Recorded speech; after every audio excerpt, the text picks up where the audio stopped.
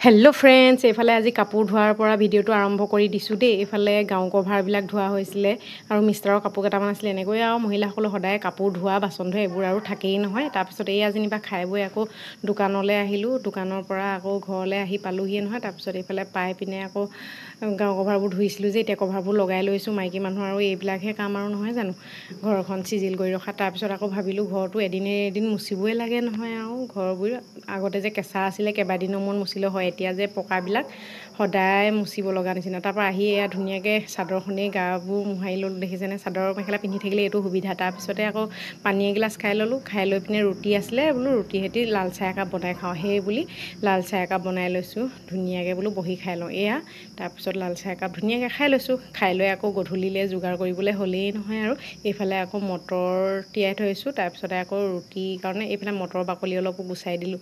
তাৰপিছতে এইফালে ৰুটিৰ কাৰণে মঠি মেলি হেৰি কৰি থৈছোঁ যেনিবা, আৰু সৰু বেটাক এনেকৈ সৰু সৰুকৈ কেইটামান পুৰি দিওঁ বুলি ভাবিছোঁ। আজি ভিডিঅ'টো ইমানেই, লাইক কমেণ্ট কৰিব দেই।